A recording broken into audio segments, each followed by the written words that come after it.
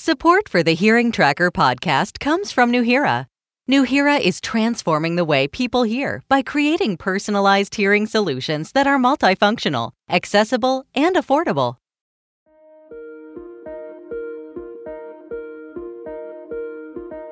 Science fiction has always depicted a future where humans and robots live side by side. We've seen stories where robots help with daily activities, return from the future, and others where humans obtain robotic body parts, blurring the lines between human and machine altogether. Today, thanks to advancements in medical sciences, our reality isn't that far off from these once futuristic stories. And some of these advancements have allowed us to interface with our hearing system in an almost unthinkable way. On this episode, we spoke with Peter, who is a cochlear implant user. He talks about his journey to implantation and his hearing post-surgery. We are also joined by Dr. David Powell, who talks about the evaluation process, and Dr. Chad Ruffin, who is a CI surgeon and CI user himself.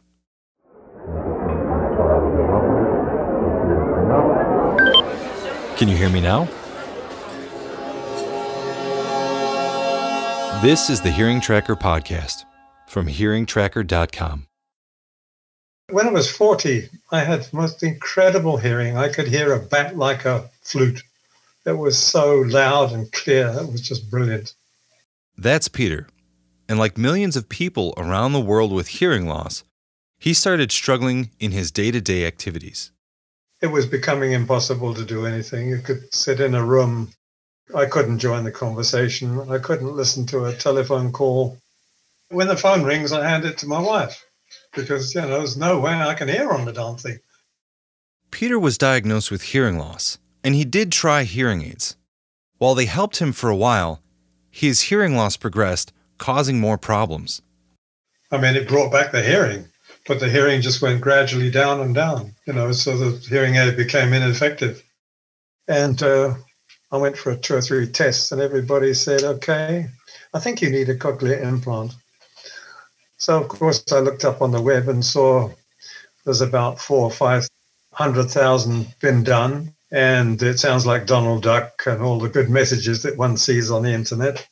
If you're familiar with hearing aids, you probably already know that there are lots of questions around the technology levels, companies, and pricing. When people are told they may need a cochlear implant, there tends to be a whole other level of uncertainty as they're not as common and they involve a surgery. In a nutshell, hearing aids are very advanced pieces of technology that take into account a person's hearing profile to improve audibility of sounds that wouldn't otherwise be heard. They do not fix hearing loss. Rather, they aid your hearing injury and work with any hearing you still have. That's where they get their name. On the other hand, a cochlear implant involves a surgery where a roughly 1-inch long electrode array is inserted into the cochlea of your hearing system. This replaces the damaged hair cells that would normally communicate with your hearing nerve. A processor is also worn over the ear, similar to a hearing aid, to capture and process sound. From there, the electroacoustic information is sent to the electrode array, stimulating your hearing nerve, creating the sensation of sound. At this point in a person's hearing journey, there tends to be a lot of frustration as hearing loss tends to be more severe and the benefit from hearing aids minimal. Fortunately, this is where an audiologist or a cochlear implant surgeon can perform a cochlear implant evaluation. There's a couple of choices that people face when transitioning from being a hearing aid user. That's Dr. David Powell. He's an audiologist who's been working with patients in cochlear implants for years. When beginning the process of looking at implantation, generally you're going to be talking with either the audiologist or hearing provider that you've been seeing and kind of discussing if a cochlear implant is an option. One of the things that you should consider, though, is not as many people are familiar working with cochlear implants, is you might want to find a team, a surgeon, ear, nose, throat physician, an audiologist, who have worked with cochlear implants to begin determining if, first off, you are a candidate based on your hearing loss. And in order to do that, they'll do various tests to determine the level of hearing that you have remaining, and also what is your functional ability by assessing word and sentence testing both in quiet and in noise. Fortunately, advancements in both medicine and technology have helped reduce the barriers for people who may not have direct access to professionals and these types of evaluations. There are many ways in which the barriers have been reduced to try to help make cochlear implants available. Sometimes you might find that the surgical teams have partnered with satellite clinics and they will do telehealth appointments to do the assessment and the psychological assessment to make sure you're prepared for the implantation. Another concern many people have is what costs are involved with obtaining a cochlear implant. After all, the average cost of a single hearing aid is over $2,000. And since a cochlear implant involves surgery, it must cost even more. But the answer to this question might surprise you. The majority of insurances do cover cochlear implants. Insurances do cover the surgery. They also cover the follow-up care. Sometimes there are referral requirements needed based on the various types of insurances you have, but these services are covered by insurance. Insurances view cochlear implants differently than they do hearing aids. While insurances consider hearing aids to be a cosmetic device and thus do not always cover hearing aids, cochlear implants fall under a surgical medical procedure and therefore the insurances do cover them. When we come back from the break, we'll be speaking with cochlear implant surgeon Dr. Chad Ruffin regarding the remainder of the evaluation process, the surgery, and post-operation.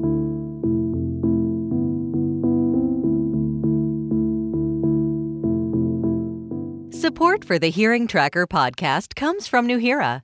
Nuheara is transforming the way people hear by creating personalized hearing solutions that are multifunctional, accessible, and affordable. Over the past few months, I've had the chance to try out Nuheara's latest product, the Nuheara IQ Buds Max. IQ Buds Max are wireless earbuds for people that struggle with situational hearing problems, like hearing in background noise. They offer personalized amplification with directional focus, active noise cancellation, seamless audio streaming, and hands-free calling over Bluetooth. Thanks to the large 9.2mm dynamic driver, Nuheara IQ Buds offer best-in-class audio quality.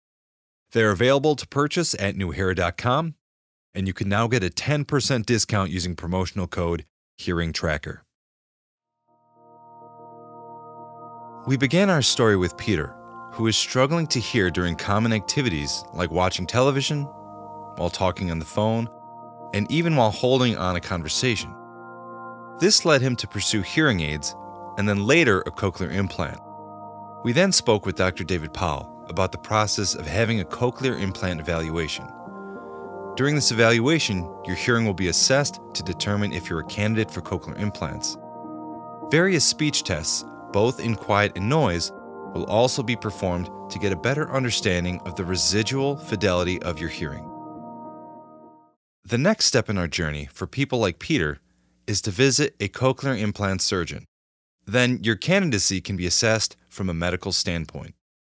When they come to me, we usually have a first appointment where we talk about their hearing history, medical history, establish that they are a candidate. That's Dr. Chad Ruffin, a cochlear implant surgeon and user. He is a strong advocate for best practices, cochlear implants, and finding the right hearing help.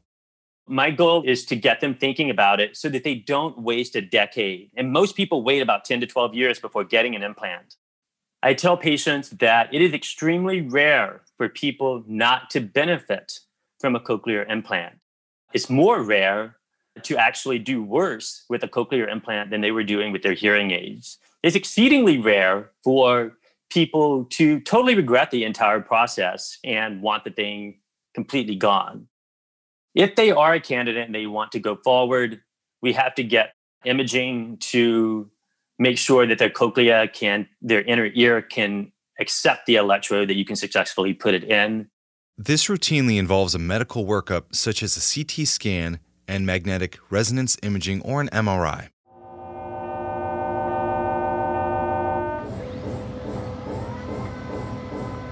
The surgery lasts 1 to 2 hours, and they go home usually the same day, and they're activated about 2 weeks later.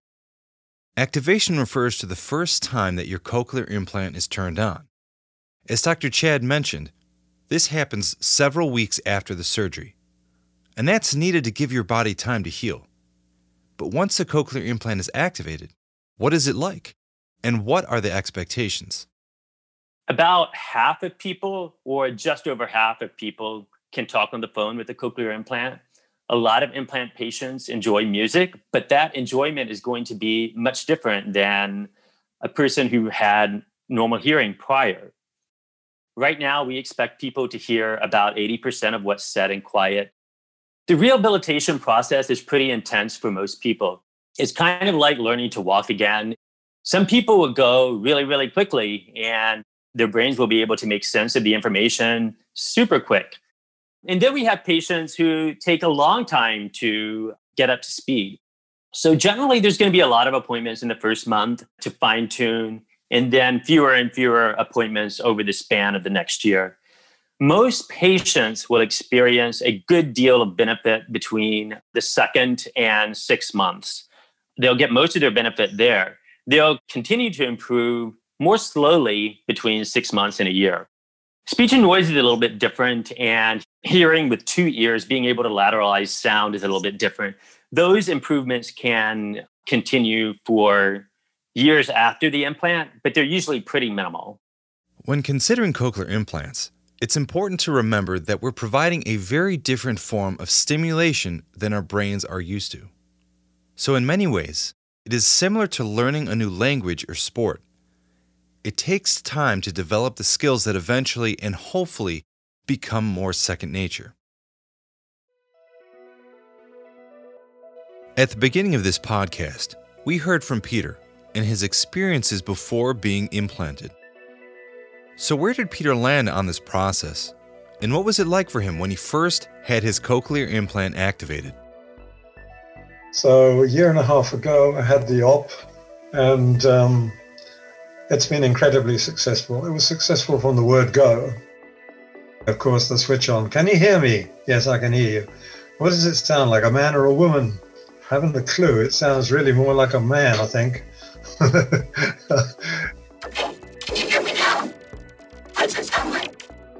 Within minutes, it started sounding like a lady because the audiologist is a woman. What happened was you get what I call an upper channel. You've got 2 channels. You've got your voice channel and then this chirpy noise at the top. And that was present immediately. And I said, jeepers, what's this chirping going on? Oh, no, don't worry about that. That'll disappear. Over the period of the next 3 weeks, a month, I just listened to masses of audio books, and the speech came fast. I was given a mini mic, and I was able to make a telephone call with that. I didn't need to go through the procedure where somebody read me something and I would repeat it back. What was fascinating was that it took about 3 months for birds to become birds. I suddenly listened and, gee, that sounds just like a bird now. It's got a lovely chirp. And when you stirred your cup of tea, that sounded like a chink on the cup. So it was a big change. All of a sudden, you suddenly noticed that all these noises, you could hear them before, but they were different. And then all of a sudden, they slotted into place. On my birthday, which was 5 or 6 weeks after my activation, I could have a conversation on my cell phone with my son for my birthday. I mean, that was just magic. Really was. Another concern Peter had before implantation was how would music sound after the surgery? As he's a musician and lover of the arts, it was important for him to keep this part of his life and both play guitar and enjoy musical performances. Music is a very complex signal for our ears and brains to process. There are constant pitch and volume changes, And this is compounded by multiple instruments and the interactions between the notes being hit. This can be a lot to ask of a cochlear implant. While they are marvels of modern science, they still don't match the original fidelity of our hearing system. Furthermore, there are a lot more variables, as we're introducing sound to our hearing nerve by a processor and electrode array. The things that I was immediately interested in was trying to get hold of, listen to music. So, I came home immediately and picked up the guitar, and it sounded absolutely terrible.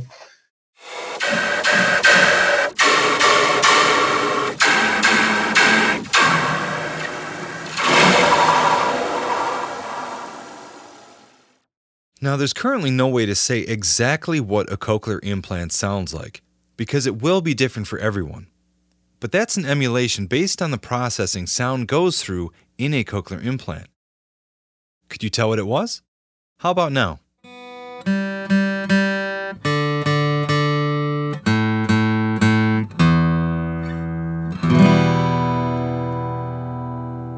But what I did find was percussion was perfect straight away. Just amazing. Absolutely, you could hear the snare drums on the that sound came across so beautifully.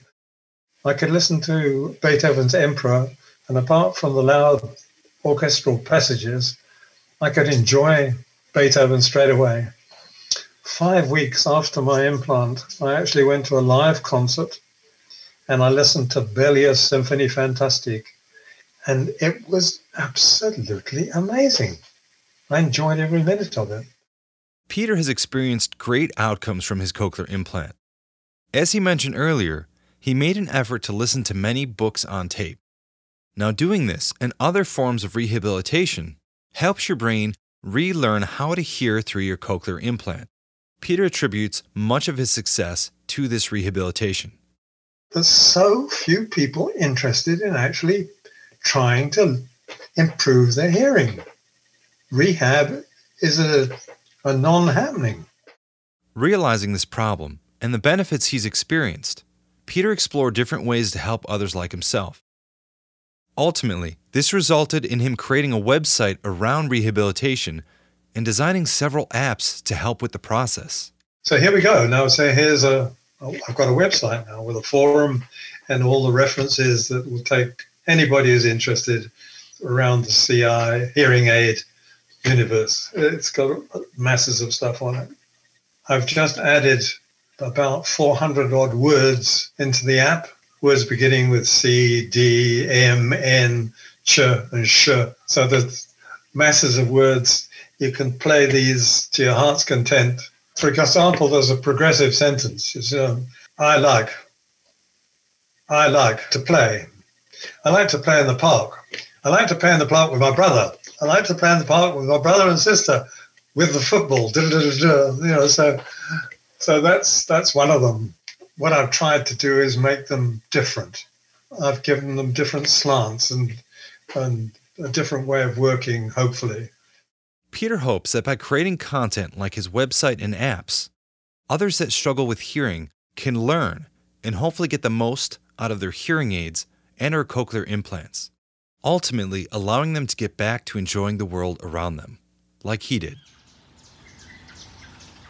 I think it was the beauty of the birds, because we've got a lot of birds in the garden, and it's just, I wake up in the morning now and I put my CI on and you can hear the dawn chorus, and I think that's probably one of the most fantastic things. And today, which is a year and a half later, I was listening last night to Neil Diamond and Simon and Garfunkel and enjoying it. And so it means that there's this absolute definite progression, and it's coming better.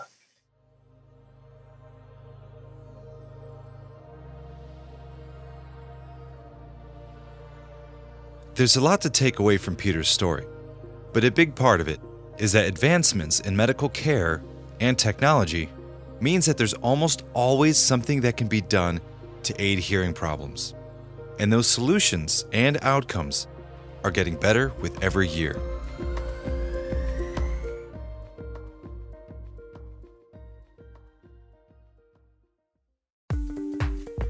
If you are a hearing aid user and wonder if you may be a cochlear implant candidate, speak with your audiologist right away.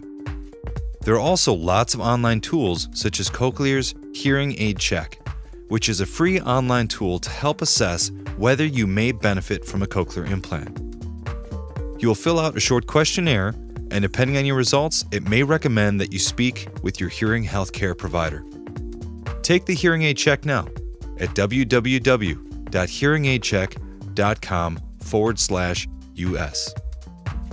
The Hearing Tracker podcast is hosted by me, Steve Taddy.